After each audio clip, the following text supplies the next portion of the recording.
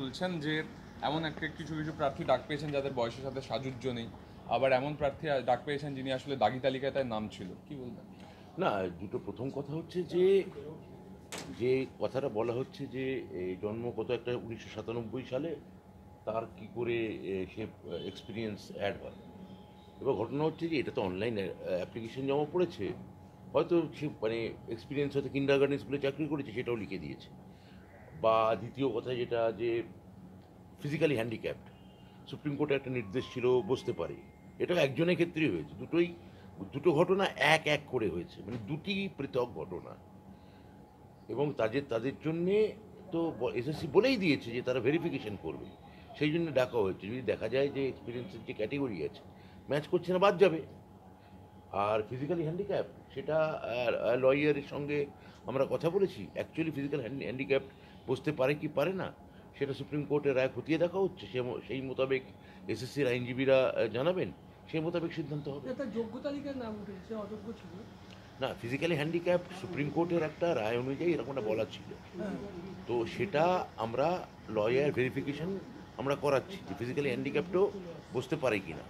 মানে অযোগ্য হওয়া সত্ত্বেও। হ্যাঁ, অযোগ্যতা তো আসতে পারে। কিন্তু আজকে আজকে আবার মামলা দায়ের হচ্ছে অমৃতা।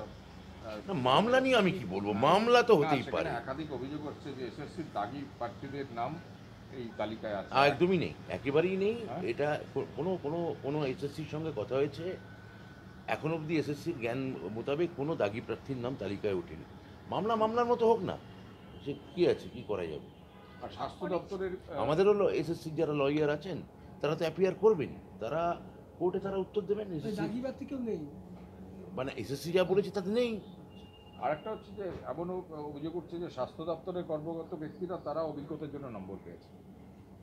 আমি তো বললাম যে এটা তো ভেরিফিকেশনের জন্য তাদের ডাকা হয়েছে, যদি এরকম কেউ করে থাকে তাতে বাদ যাবে, তারা এসএসসি বাদ দেবে, এটা তো ভেরিফাই করার জন্যে। স্যার, এই যে দুটো পৃথক নতুন চাকরি প্রার্থী যারা, তারা আজকে রাস্তায় আন্দোলন এ আমি করছে, বলতে তারা বলছে 70 পেও তারা ডাক পায়নি। তারা বলছে আমি বলতে পারবো না নতুন কারা আন্দোলন করছে, কিন্তু এই আন্দোলনের যে প্রধান মুখপাত্র বা পুরোধা, মানে ধরা যাক কৃষ্ণেন্দু, শ্রেয়সী বা ধরা যাক সুমন, এরা যতক্ষণ না আমায় না জানাচ্ছে আমি এই নিয়ে কোনো মন্তব্য না, করবো না। কিন্তু ধরুন ওরা বাহ্যভট্ট, হ্যাঁ। রাজপথে বসে পড়েছে এবং পুলিশ তাদের আটকেছে, তারা বলছে এবং তারা মার্কশিটও দেখাচ্ছে যে 60 নম্বর পরীক্ষা, এটা একটা নতুন সমস্যা। সে 60-এ 60 পেয়েছে, শিক্ষাগত যোগ্যতায় 10-এ 10 পেয়েছে, তো তারপরেও তাদের দেখুন, এটা নিয়ে এসএসসি নতুনদের ক্ষেত্রে যে কথাটা আপনারা বলছেন, এসএসসির কাছ থেকে আমার কাছে কোনো এই মুহূর্তে তারা কোনো এসএসসির কাছে জমাও দিয়েছে কিনা কোনো ডেপুটেশন, তাও আমি জানি না। তাহলে এটা নিয়ে যতক্ষণ না এসএসসির সঙ্গে আমি কথা বলতে পারছি ততক্ষণ এটা আমি বলতে পারবো না। স্যার, এই যে দুটো ডেপুটেশন জমা দিতে চাইছিল, বিকাশ ভবন অভিযান করতে চাইছিল, আজকে ওদের উন্নয়ন ভবনের সামনে এখন আটকে রাখা হয়েছে। না, আমার মনে হয় যে ওরা কি বলছেন আমি তো জানি না, এসএসসির কাছে নিশ্চয়ই তারা কোনো একটা কিছু জমা দেবে। ওরা সিট বাড়ানোর দাবি করছে, এটা কি বাড়বে? এবং ওরা বলছে যে 10 নম্বর যে অভিজ্ঞতার জন্য এটা সেটা বলতে দাও। প্রথম কথা হচ্ছে যে মানে ওদের এই যে যারা তারা আগে পরীক্ষায় বসুক না, ইন্টারভিউ বুঝি প্রসেস শেষ হোক। আমার সঙ্গে মুখ্যমন্ত্রীর ভ্যাকেন্সি বাড়ানো নিয়ে একটা নিশ্চয়ই আলোচনা হয়েছে, কিন্তু সেটা যতক্ষণ না কোনো প্রসেস শেষ হচ্ছে এই নিয়ে কোনো আইনিভাবে কোনো পাকাপোক্ত কোনো কথা আমি এখানে বলতে পারি না।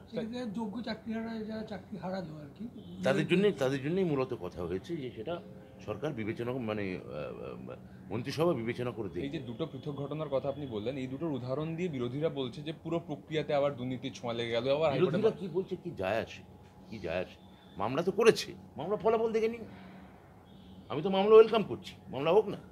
আরেকটা অভিযোগ রয়েছে যে অনেকে 1997 সালে 98 সালে বললেন। তারাও এক্ষুনি উত্তর দিলাম, যে এক্ষুনি বললাম যে ভেরিফিকেশন হবে, হয়তো কিন্ডারগার্টেনে চাকরি করেছে সেটাও হয়তো লিখে দিয়েছে, এক্সপিরিয়েন্স জানি না তো। না, আমরা তো শেষ এই যে প্রশ্ন। সিট বাড়ানোর যে মুখ্যমন্ত্রীর সঙ্গে কথা হচ্ছে, সেটা কাদের জন্য, এটা যদি বলেন বিস্তারিত হবে। এটা এখন বলতে পারবো না। এটা যতক্ষণ পুরো প্রসেস শেষ হবে আমরা পুরো দেখবো যে যোগ্য সত্যিই কেউ বাদ গেলেন কিনা, কতজন এখনও আমরা জানি না। এখন এরপর 9-10-এর রেজাল্ট বেরোবে। যোগ্য, এই পুরো প্রসেস শেষ হওয়ার পর যোগ্য যদি কেউ বাদ যান তাদের ক্ষেত্রে আমি তো বারবার বলছি সরকার সহানুভূতিশীল, এবং মুখ্যমন্ত্রীর সঙ্গে আমার ভ্যাকেন্সি বাড়ানোর একটা প্রাথমিক পর্যায়ে কথা হয়েছে, কিন্তু সেটা যতক্ষণ আমরা আইনি পরামর্শ পাচ্ছি ততক্ষণ এটা নিয়ে আমরা কোনো পাকাপোক্ত কথা বলতে পারি না। তবু শেষ প্রশ্ন, এই যে ফিজিক্যাল হ্যান্ডিক্যাপ যিনি ডাক পেয়েছেন হুম। তিনি দাগি, তার নাম দাগি তালিকায় আছে। আবার সুপ্রিম কোর্ট এটাও বলেছে যে কোনো কোনো ফিজিক্যাল হ্যান্ডিক্যাপ থাকলে আদার কনসেশন তাকে দেওয়া যেতে পারে।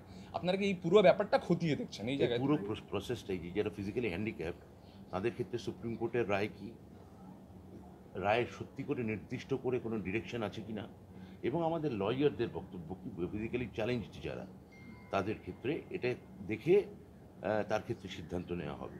কিন্তু যার ক্ষেত্রে এক্সপিরিয়েন্স বলছেন সেটা যদি এরকম হয়ে থাকে সেটা অবশ্যই সে বাদ যাবে। একটা অ্যাপার্ট ফ্রম দিস মানে এর বাইরে এটা যে শেখ হাসিনা তাকে মৃত্যুদণ্ড অর্ডার নো নো কমেন্ট। এটা নিয়ে এই আমি একটা দেশের অঙ্গরাজ্যের একটা পোর্টফোলিওতে আছি, এটা সম্পূর্ণ একটা আন্তর্জাতিক ব্যাপার, এখানে আমি কি করে মন্তব্য করব? আচ্ছা, ওই যে পুরো প্রক্রিয়াটা কি 31 ডিসেম্বরের মধ্যে শেষ হবে মনে হচ্ছে? আমি আশাবাদী, গভীরভাবে আশাবাদী যে এখনো 9-10 এর রেজাল্ট বাকি আছে। 9-10 এর রেজাল্ট আমাকে এসএসসি খবর দিয়েছে খুব শীঘ্রই পাবলিশ ওটা কি হবে। এই সপ্তাহের মধ্যে মানে আমি কোনো দিন ক্ষণ আমি বলিনি, আমি বলছি খুব দ্রুতই এটা পাবলিশ হবে। হ্যাঁ, পার্থ চট্টোপাধ্যায়